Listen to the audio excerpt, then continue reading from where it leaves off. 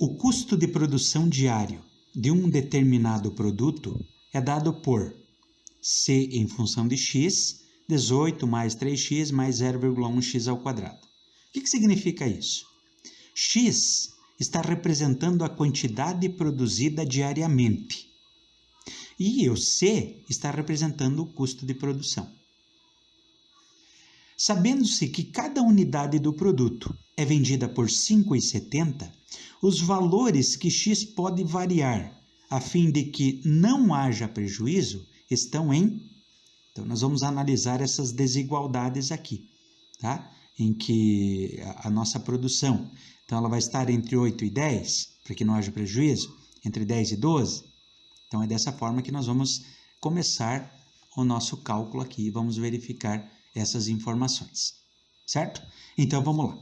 Bom, primeiro, não haja prejuízo. Para que não haja prejuízo, significa que, no mínimo, tem que acontecer de não lucrar nada. Ou seja, que o lucro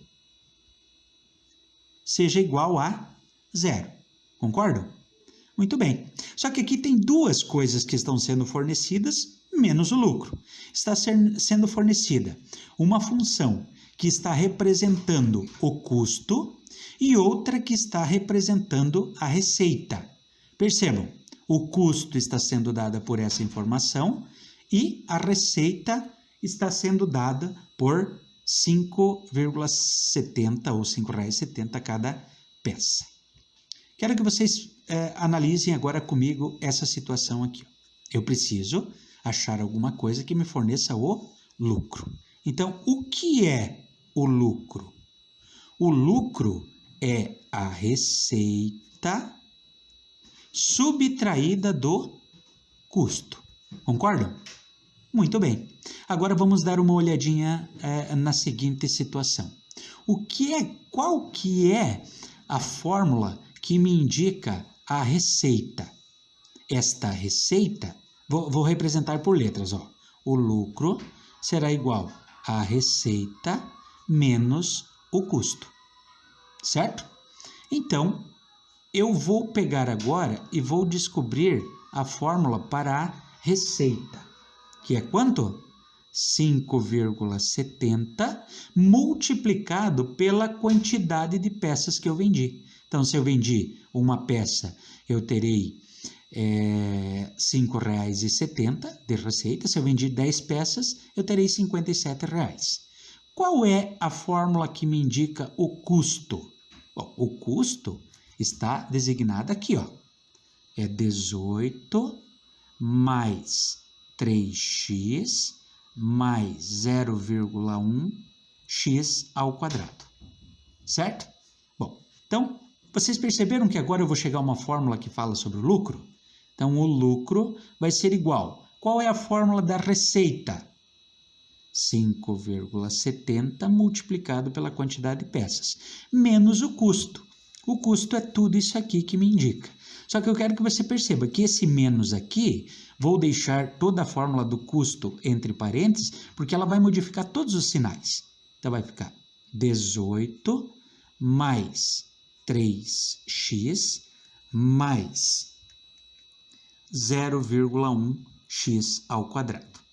Certo? Então, a fórmula do lucro vai ser igual a 5,70x menos, vai mudar tudo lá, menos 18, menos com mais, menos 3x, menos com mais, menos 0,1x ao quadrado. Modificou todos. Agora, a fórmula do lucro, eu vou juntar os valores aqui e vou organizar melhor. Como assim organizar? Vou deixar o menos 0,1x ao quadrado. Vou juntar os valores de x. Se eu tenho 5,70 e devo 3, eu vou ficar com 2,70x. E esse negativo, 18. Certo? Então, é essa formulazinha aqui, é essa função que eu vou analisar para conseguir descobrir. Eu quero que vocês percebam o seguinte, ó. Para que não haja prejuízo, o lucro tem que ser zero. O lucro pode ser maior, mas o lucro não pode ser menor do que zero. Se eu comprei por 5 e vender por 5, eu não tenho lucro, mas também não tenho prejuízo, certo? Vou montar no plano cartesiano aqui, só para a gente ter uma pequena noção do que nós estamos trabalhando aqui. Ó. Então, veja bem, vamos pensar assim. Ó. O lucro está em função da quantidade de peças produzidas, certo? Ora, vejam comigo aqui, ó. O que acontece com essa função? O A vale quanto? O A vale negativo 0,1. Quanto vale o B? 2,70. E quanto vale o C? Negativo 18. Certo? Por aqui nós podemos analisar uma informação. O A é negativo.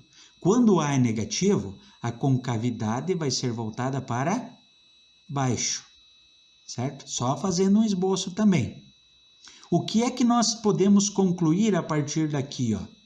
Que vai ter um determinado ponto que as quantidades de peças serão produzidas em que o lucro será zero. A partir dessa quantidade, o que vai acontecendo? O lucro vai aumentando. Vai chegar num determinado momento que volta a ser zero esse lucro. Por quê? Seja lá por não conseguiu vender todas as peças, a capacidade de armazenamento é muito pequena, então ele teve que alugar um outro barracão, por exemplo, enfim. N fatores podem alterar aqui que depois de uma determinada quantidade de peças, o lucro dele vai ser negativo, ou seja, haverá prejuízo. Tá? Então, o que nos interessa é esta parte aqui, ó, os valores de X em que a empresa tenha lucro. E é justamente isso que está pedindo a nossa atividade. Tá bom? Então, vamos lá, vamos começar a analisar estas informações. Bem, eu quero que vocês vejam o seguinte, ó. Não pode dar prejuízo. Se não pode dar prejuízo, o lucro, no mínimo, tem que ser zero. Como é que eu vou fazer para encontrar esses valores? Basta substituir no lugar do L o valor zero. Então, o que eu vou pegar? Eu vou pegar o L igual a zero e vou substituir aqui na nossa fórmula. Então, vai ficar 0 igual a menos 0,1 x ao quadrado mais 2,70x menos 18. Certo? Essa é a nossa formulazinha aqui, que está mais ou menos representada por esse gráfico aqui. Eu estou pegando esse pontinho aqui e, consequentemente, esse pontinho aqui. Tá? Então, vamos lá. Como é que eu resolvo uma equação de segundo grau? Eu posso utilizar a fórmula de Bhaskara, né? Que ele diz o quê? Como que nós utilizamos lá? Então, o x vai ser igual a menos b mais ou menos a raiz quadrada de delta divididos por 2 vezes o a. Onde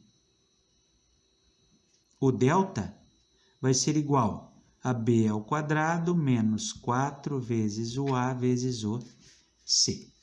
Ok? Então, vamos resolver a nossa continha aqui. Ó.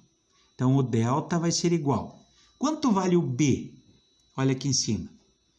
2,7, não precisa usar o 70, elevado ao quadrado. Menos 4 vezes o a. Quanto vale o a? Negativo 0,1. Vezes o valor de c. Quanto vale o c? Menos 18. Ok? Então, vamos lá. Então, o delta vai ser igual. Eu só vou usar aqui, só para vocês compreenderem, esse 2,7, ele seria a mesma coisa que eu usar aqui 27 décimos. Concordam? Elevado ao quadrado. Menos 4 vezes. Quanto é 0,1? É a mesma coisa que negativo 1 décimo. Vezes o negativo 18. Ok? Então, vamos lá. Então, o delta vai ser igual. 27 ao quadrado vai dar 729. 10 ao quadrado vai dar 100. Agora, eu tenho que resolver esta continha aqui, ó. Essa multiplicação aqui primeiro, ó. Então, eu vou fazendo lá, ó. Menos com menos, mais com menos, menos. Certo? E agora, eu posso fazer essa multiplicação, colocando aqui embaixo 1, multiplicar todos os números em cima e todos os números embaixo. Quando eu multiplico 4 vezes 1 vezes 18, vai aparecer 72. Quando eu multiplico 1 vezes 10 vezes 1, vai sobrar o 10. Ok? Então, de repente, essa forma de você transformar em fração vai te ajudar em algum momento aí, para que você não precise estar multiplicando, ou se tem problema de números com vírgula e tal. Você pode trabalhar com isso aqui. Certo? Bom, sobrou 729 sobre 100 menos 72 sobre 10. O que eu vou fazer aqui com esse 72 sobre 10? Eu vou deixar ele com o denominador 100. Por que eu vou deixar ele com o denominador 100? Porque daí eu posso só juntar os numeradores. Mas para isso, nada acontece por milagre, né? Então, o que eu tenho que fazer? Eu tenho que multiplicar o de cima por 10 e o de baixo por 10 desse aqui. Vou achar uma fração equivalente. Então, o delta vai ser 729 sobre 100 menos 72 vezes 10, 720 e 10 vezes 10, 100. Percebam como agora ficou mais fácil de eu trabalhar com essa fração.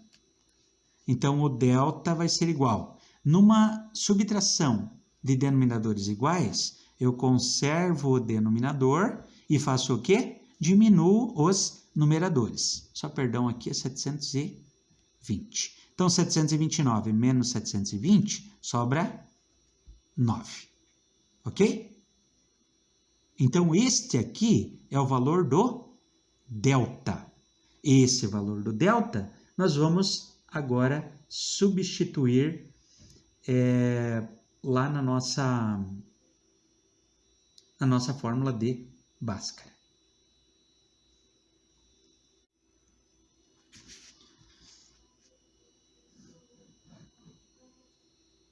Então, agora eu vou substituir aqui em cima. O x vai ser igual menos o b. Mas quanto vale o b? Bom, o b vale 2,70 ou 2,7, que é a mesma coisa que eu substituir por 27 décimos. Mais ou menos a raiz quadrada de 9 centésimos. Tudo isso divididos por 2 vezes o A. Quanto vale o A? Negativo 1 décimo. Certo? Então, o x vai ser igual a menos 27 décimos mais ou menos. Qual é a raiz quadrada de 9 sobre 100? Ao extrair uma raiz quadrada de uma fração, eu extraio a raiz quadrada do numerador. Então, qual é a raiz quadrada de 9? É 3. Qual é a raiz quadrada de 100? É 10. Tudo isso dividido por... Percebam, isso aqui é uma multiplicação de frações. O de cima com o de cima, o de baixo com o de baixo. Então, 2 vezes menos 1, essa fração aqui vai dar menos 2 sobre 1 vezes 10, 10. Ok? Muito bem. Então, nós temos aqui a nossa fração, as nossas frações que nós vamos precisar trabalhar com elas.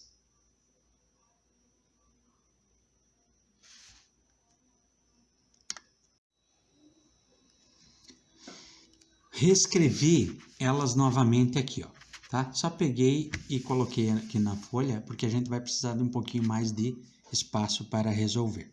Então, a partir dessa informação, eu vou calcular o valor do x1, que é menos 27 décimos mais 3 décimos divididos por menos 2 décimos. certo? Vou continuando aqui embaixo. Então, esse x1 vai ser igual, será igual. Veja bem, denominadores iguais, conservo o denominador. E subtraio ou junto aqui os numeradores. Se eu devo 27 e tenho 3, eu vou ficar devendo 24. Tudo isso divididos por negativo 2 décimos. Percebam que eu tenho uma divisão de frações. Numa divisão de frações, o que eu faço?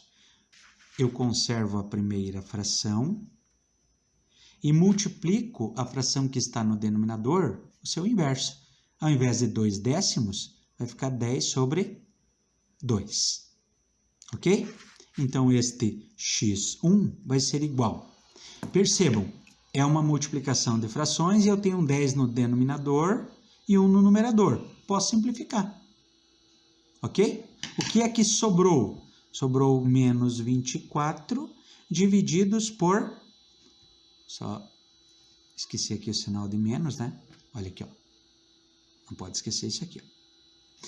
Menos com menos vai ficar menos 2. E menos com menos é mais. Então, o x1 vai ser igual a 12. O que é que significa esse x1? Esse x1, lá no gráfico, significa que esse ponto aqui, ó, quando ele produzir 10 peças, o lucro dele será 0. A partir daqui, ele começa a ter lucro, um lucro maior do que 0. Agora, vai chegar num determinado número de peças que ele volta a ter prejuízo, tá? Ou que ele terá prejuízo. Pelas contas que eu observei aqui, ó, percebam, o intervalo é o 12. Então, pode ser que esteja aqui, ó. Só vamos confirmar. O outro resultado precisa dar 15. Se for 15, significa que é a letra C. Vamos voltar lá para as nossas contas.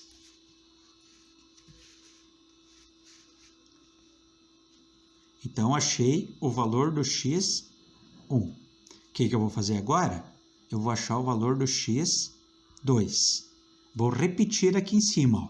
Só que ao invés de usar o mais o mais eu já usei. Agora eu vou usar o menos. Então, vai ficar menos 27 décimos menos 3 décimos. Tudo isso divididos por menos 2 décimos. Então, esse x2 vai ser igual. Percebam, eu vou juntar essas duas dívidas, tá? Como os denominadores são iguais, permanece o denominador. E eu devo 27 e devo 3, então eu devo 30. Sobre, olha o número que está aqui embaixo aqui, menos 2 décimos. Ora, novamente tem uma divisão de frações. O que eu faço? Conservo a primeira fração, que é menos 30 décimos, que eu já posso simplificar, né? E vou multiplicar, só que o inverso da fração que está no denominador. Então, vai ficar menos 10 meios. Tá? Por aí, a gente já consegue ter uma noção desse resultado, tá? Só vou fazer mais essa explicação aqui.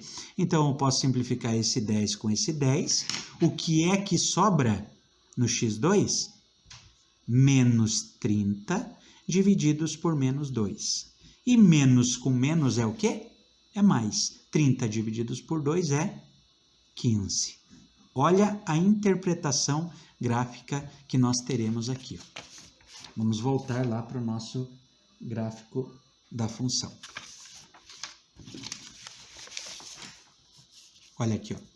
Então, significa que se ele produzir aqui as 12 peças, a partir daqui ele começa a ter lucro. Quando ele chegar aqui na 15ª peça, se ele produzir mais, o que vai acontecer? Vai dar prejuízo. Então, ele tem lucro entre 12 e 15 peças. Por isso que é a letra C.